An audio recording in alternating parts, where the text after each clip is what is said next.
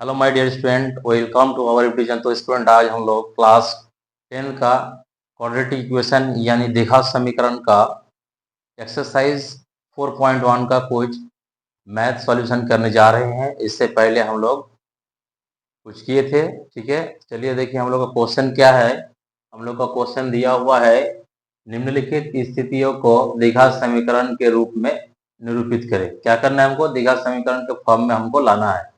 इसमें क्या दिया हुआ है? क्वेश्चन है, एक आयताकार भूखंड का क्षेत्रफल कितना है?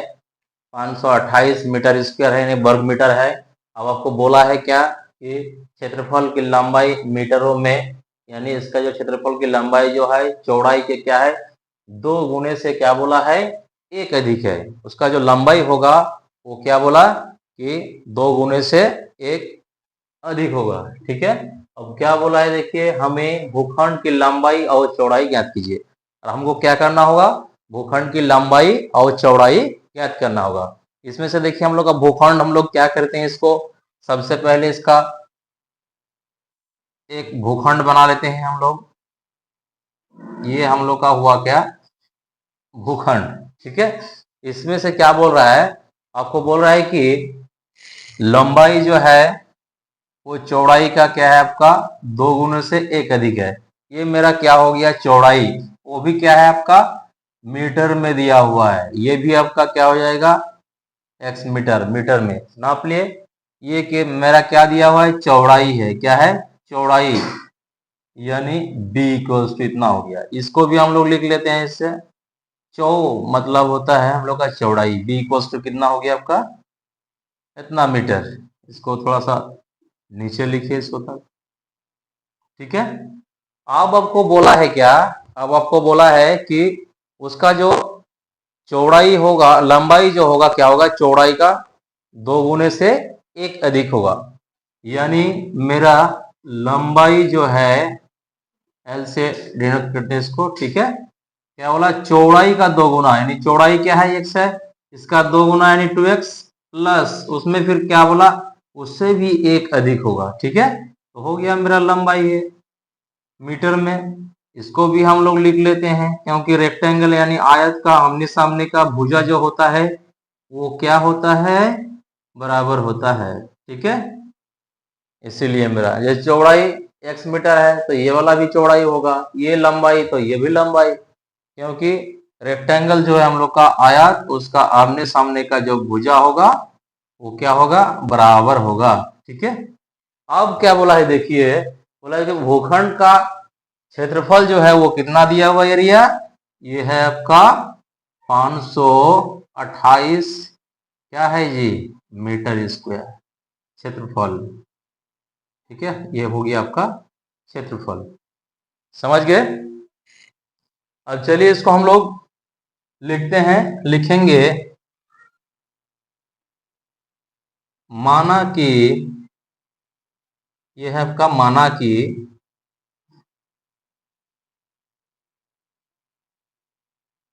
आयताकार आयताकार भूखंड का, या आयताकार भूखंड की लंबाई या चौड़ाई, पहले चौड़ाई लिखेंगे, क्या होगा? चौड़ाई b इक्वल्स टू, हम लोग क्या माने इसको? x मीटर, ठीक है। अब देखिए क्या है, और चौड़ाई जो होगा, और लिख लेते हैं इसको साथ में, और चौड़ाई नहीं, लंबाई l इक्वल्स टू क्या हो जाएगा जी? चौड़ाई का 2 गुना, यानी x 2x, प्लस क्या हो जाएगा? ऑन 1 अधिक बोला है तो इतना हो जाएगा लंबाई। अब क्या बोला है, देखिए अब बोला है कि उसका जो क्षेत्रफल होगा वो कितना है आपका? 528 मीटर। लिखिए प्रश्न से, या तो मत लिखिए इसको, सबसे पहले हम लोग लिख लेते हैं, देयरफॉर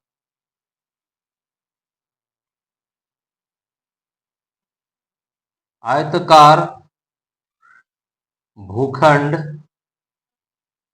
आयताकार भूखंड का क्षेत्रफल यानी एरिया क्या हो जाएगा, लंबाई इंटू क्या होता है जी, चौड़ाई, यानी L इंटू बी। अब बोलिए मेरा क्या है, आयताकार भूखंड जो है वो कितना दिया हुआ है, आयताकार भूखंड मेरा जो है, आयताकार भूखंड का क्षेत्रफल दिया है 528। 528 को लिख देंगे बराबर में, फिर लंबाई इंटू चौड़ाई, लंबाई कितना है, लंबाई है आपका 2x प्लस 1 इंटू चौड़ाई क्या है जी, चौड़ाई आपका है x, इसको जो माने हैं। अब दोनों को क्या करना है हमको, दोनों को मल्टीप्लाई कर देना है, ठीक है। Implies that 528 is equal to, अब x को गुना कीजिए इसके साथ, 2x² हो जाएगा, फिर x को 1 के साथ गुना कीजिए, x हो जाएगा, ठीक है। अब क्या करना है, लेफ्ट को राइट और राइट को लेफ्ट। चलिए 2x² plus x is equal to 528, इस साइड को इस साइड और ये साइड को उस साइड भेजिए, ठीक है। अब चलिए देखिए क्या हो जाएगा, 2x² प्लस क्या है x, इसको उस पार से अकेले लेते आएंगे तो क्या हो जाएगा, साइन चेंज हो जाएगा, प्लस है तो माइनस हो जाएगा, माइनस 528, ये आया मेरा इक्वल टू 0 हो गया, ठीक है। अब इसको फिनिशिंग आंसर दीजिए, 2x² क्या है, 2x² plus x minus 528 equal to 0, ये आया मेरा द्विघात समीकरण में, ठीक है। ये मेरा सवाल जो हुआ उस सवाल का आंसर इतना आया, ठीक है। चलिए हम लोग का फिर नेक्स्ट क्वेश्चन जो है उसको हम लोग क्या करेंगे, लिखेंगे। इसको सबसे पहले इरेज कर देते हैं, चलिए इसको सबसे पहले इरेज करते हैं। अब क्वेश्चन फिर लिखना होगा, थोड़ा सा बुक का सहारा लेना होगा, क्योंकि हम लोग का डिजिटल बोर्ड नहीं है।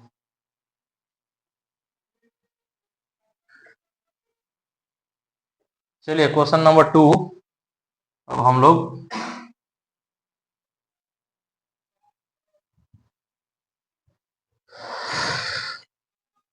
क्वेश्चन नंबर 2, चलिए हम लोग क्वेश्चन नंबर 2 का क्वेश्चन लिखते हैं। क्या है जी, क्वेश्चन नंबर 2 में बोला है दो, क्या है आपका, क्रमागत दो क्रमागत धनात्मक पूर्णांक, ठीक है, धनात्मक पूर्णांक या पूर्णांकों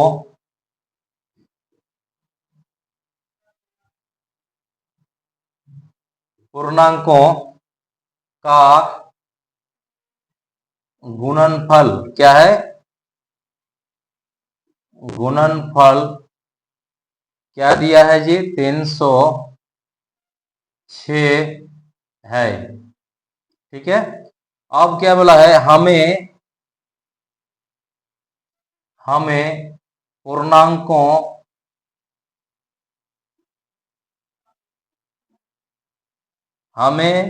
पूर्णांकों को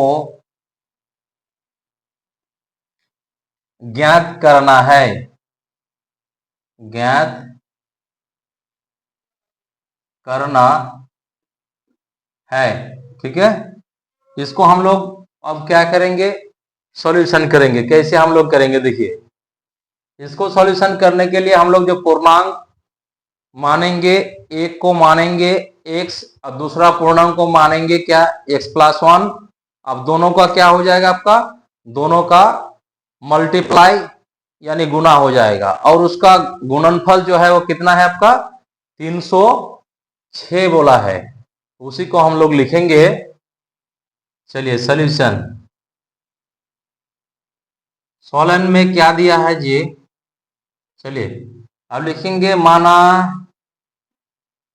माना कि दो धनात्मक पूर्णांक, क्रमागत धनात्मक पूर्णांक, दो क्रमागत गत धनात्मक पूर्णांक, धनात्मक पूर्णांक को क्रमशः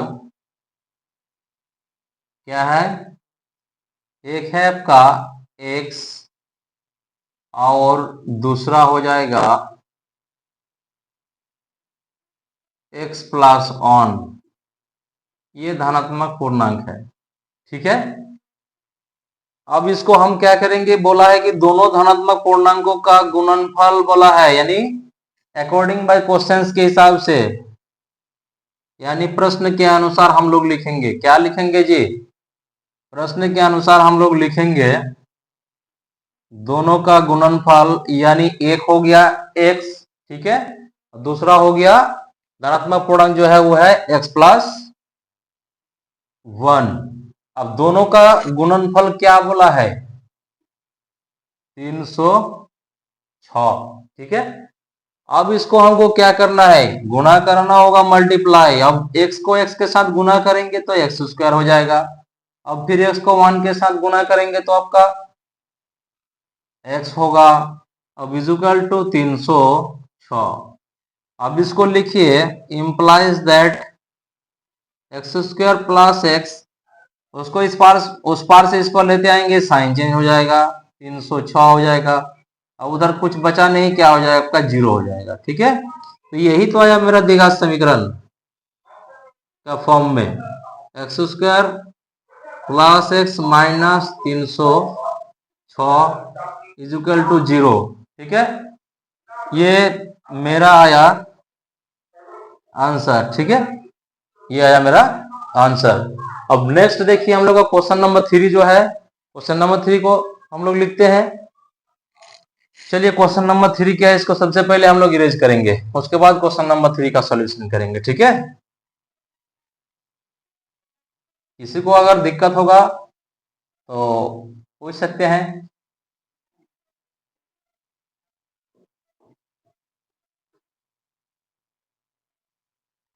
अब क्वेश्चन नंबर 3, नेक्स्ट क्वेश्चन जो हम लोग का है वो क्वेश्चन नंबर 3 है। चलिए क्वेश्चन नंबर 3 को हम लोग सबसे पहले क्या करते हैं, लिखते हैं। क्वेश्चन नंबर 3 क्या है, देखिए क्वेश्चन नंबर 3 जो है बोला है कि रोहन की माँ, रोहन की माँ उससे, उससे मतलब रोहन से कितना बोला, 26 साल, यानी 26 ईयर। 26 साल क्या है बोला, बड़ा है, क्या है, बड़ी है, क्या है, बड़ी है। अब क्या बोला कि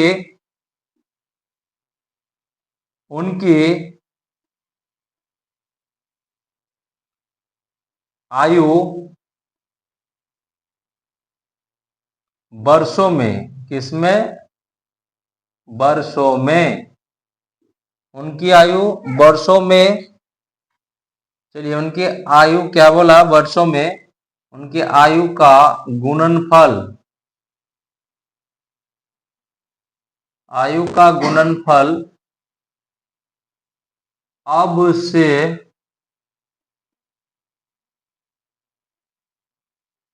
3 वर्ष पश्चात, अब से 3 वर्ष क्या बोला, पश्चात, अब से 3 वर्ष पश्चात बोला 360 हो जाए, हो जाएगी। तो बोल रहा है कि हमें रोहन की वर्तमान आयु, वर्तमान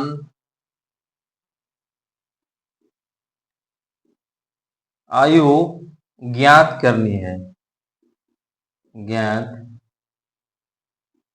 करनी है। चलिए हम लोग ज्ञात करेंगे। सबसे पहले क्या करेंगे, रोहन की माँ क्या बोला कि उससे 26 वर्ष बड़ी है। रोहन की माँ जो है वो क्या है, रोहन से 26 वर्ष की बड़ी है। अब क्या बोल रहा है कि उनकी आयु का गुणनफल जो है वो बोला अब से 3 वर्ष पश्चात, यानी अभी से 3 वर्ष पश्चात, यानी बाद का बोल रहा है। ठीक है, जब पश्चात बोलेगा या बाद बोलेगा तो क्या हो जाएगा, 3 को उसको क्या करना है, 3 वर्ष को उसको उसमें जोड़ना है। ठीक है, तो क्या हो जाएगा आपका, अब से 3 वर्ष पश्चात 360 हो जाएगी। क्या हो जाएगा, 360 हो जाएगा। तो हमें रोहन की वर्तमान आयु ज्ञात करिए। हमको क्या करना है, रोहन की जो वर्तमान आयु है उसको ज्ञात करना है। चलिए लिखते हैं हम लोग सॉल्यूशन।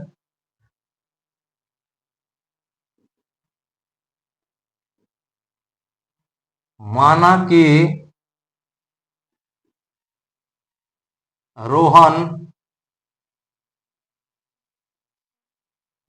रोहन का वर्तमान आयु बराबर क्या हो जाएगा, x वर्ष। अभी का आयु रोहन का क्या होगा, x वर्ष होगा।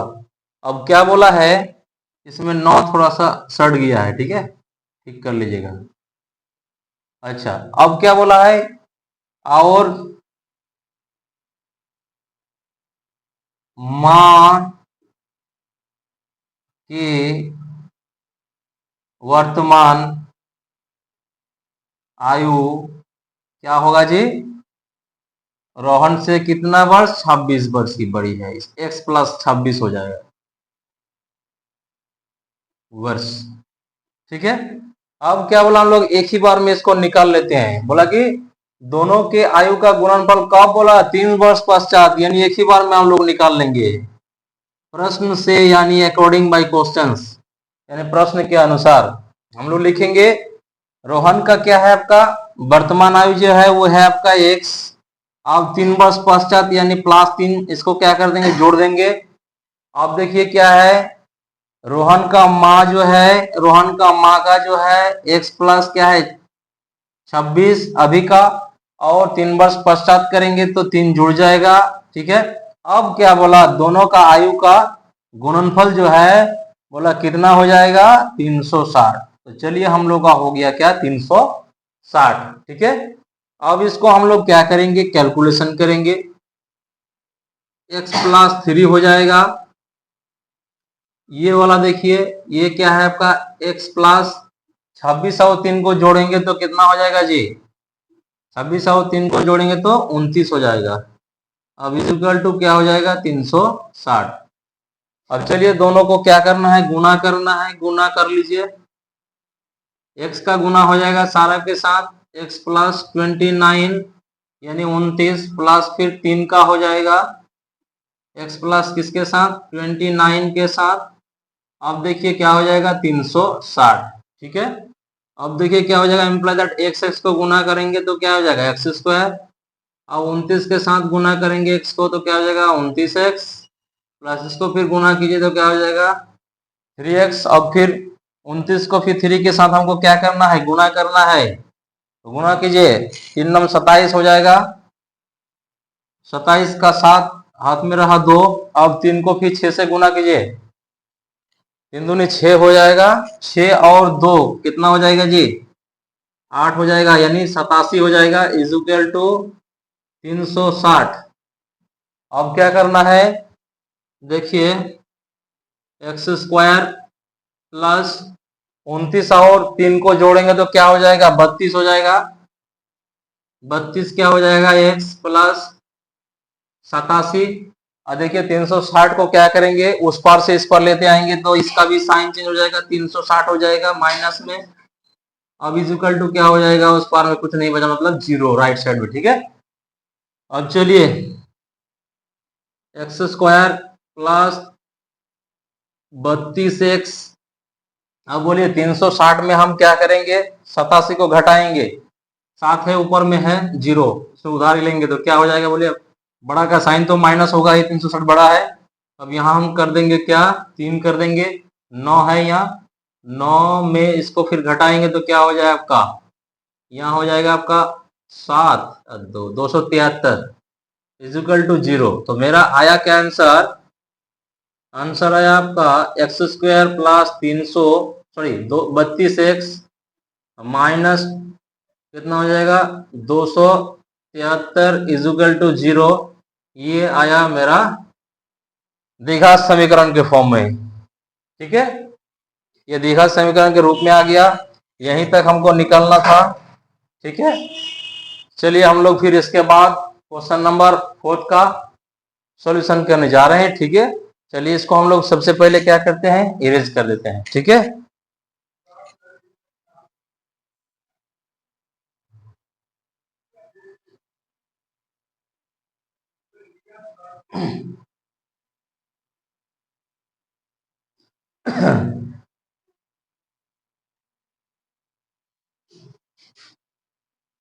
चलिए अब क्या करेंगे,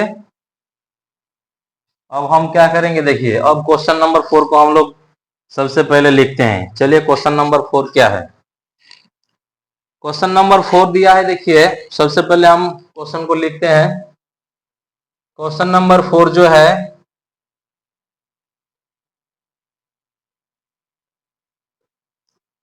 एक रेलगाड़ी, क्या बोला, एक रेलगाड़ी 480 किलोमीटर 480 km पर एच, यानी 480 किलो सॉरी 480 किलोमीटर की दूरी, 80 किलोमीटर की दूरी समान चाल से, यानी समान स्पीड से समान चाल से तय करती है। क्या करती है, तय करती है। अब क्या बोला, यदि इसकी चाल, यदि इसकी चाल क्या बोला 8 किलोमीटर पर आवर, यानी 8 किलोमीटर प्रति घंटा के हिसाब से पर कम होती है, कम होती है या कम होती, चलिए कम होती, तो वह उसी दूरी को, तो वह उसी दूरी को, उसी दूरी को तय करने में, उसी दूरी को तय करने में, तय करने में 3 घंटे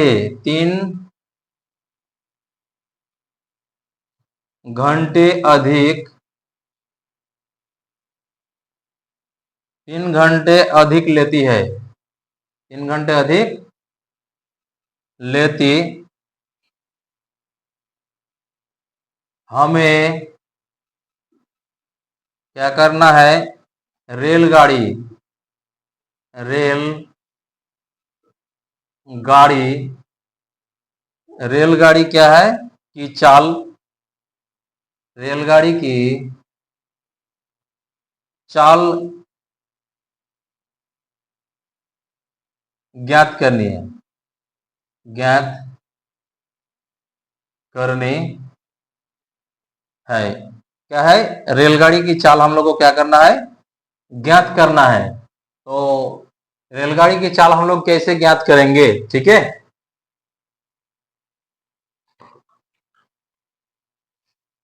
कैसे ज्ञात करेंगे रेलगाड़ी की चाल। तो चलिए हम लोग सबसे पहले रेलगाड़ी की चाल हम लोग ज्ञात करेंगे कैसे, ठीक है, चलिए हम लोग ज्ञात करते हैं।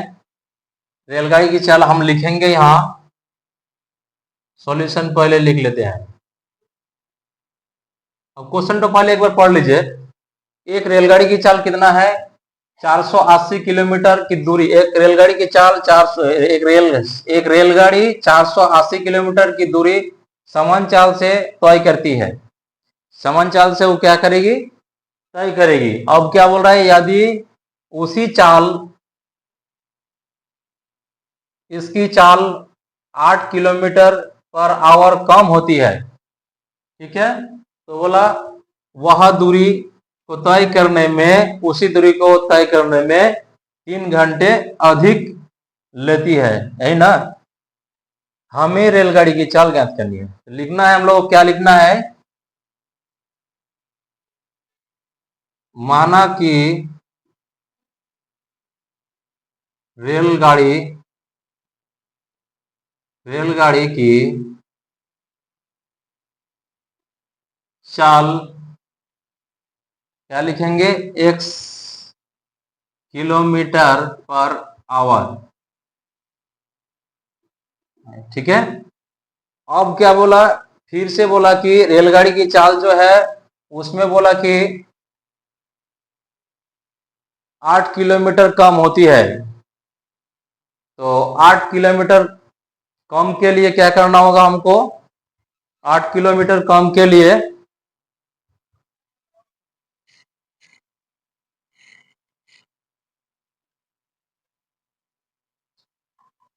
लिखिए क्या करना है, एवं 8 किलोमीटर कम